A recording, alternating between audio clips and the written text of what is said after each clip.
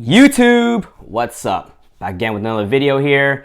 Today's video, plain and simple, I'm just going to explain the different types of hiking, the different terrains, and certain obstacles that you may come across when you're out there. So without further ado, let's get started. We have three different types of hiking. So we have day hiking, summit hiking, and long distance hiking. Number one, we have day hiking. So day hiking, plain and simple, you just hike during the day, come back before it's dark. Simple as that. It's very common. A lot of people do it. I do it myself as well. So that's just day hiking for you, and there's nothing more to it. Number two, we have summit hiking. So summit hiking by far is the most rewarding hike out there. So the objective of summit hiking is to reach the peak of a mountain. Now, I can tell you, I have never done summit hiking. Maybe in the future, who knows? But with summit hiking, it's very challenging because as the elevation increases and the higher you go, the air becomes more dense, which becomes a danger to the human body. So summit hiking is very tough, very challenging, but hey, if you make it to the top, I can guarantee you'll be rewarded with amazing landscapes, beautiful scenery. So summit hiking is great if you can do it, but it should not be taken lightly. Number three, we have long distance hiking. So long distance hiking is the cream of the crop of all hiking. No, it's not your typical day hike where you go out on your hike and you come back before sunset. No, it does not work that way. Long distance hiking requires you to camp out for a long period of time, probably for months, okay? And when you're out there, all you're gonna see are landscapes like just trees, cliffs, mountains, lakes, streams, wildlife, just all that you're gonna see pretty much every single day for months when you're out there, okay?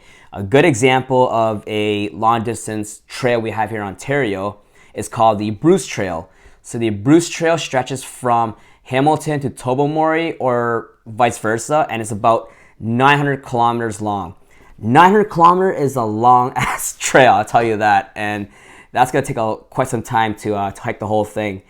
Very similar trails too include the Appalachian, Continental Divide, and the Pacific Crest are a few examples of a long distance hiking trail. Okay, so if you want to do this trail, I tell you, please be prepared for it and be ready for it. Okay, just don't go out there and do it. You have to prepare for this. Now for the types of terrain.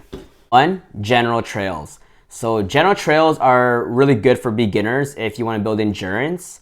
General trails are pretty much trails that are either unpaved, which can be a lane or road, or a track or a path. Typically, it's just a common trail for you to walk, jog, or hike on and help build your endurance. Plain and simple. Number two, we have stage trails. So stage trails are normally longer and they're divided with rest stops in between.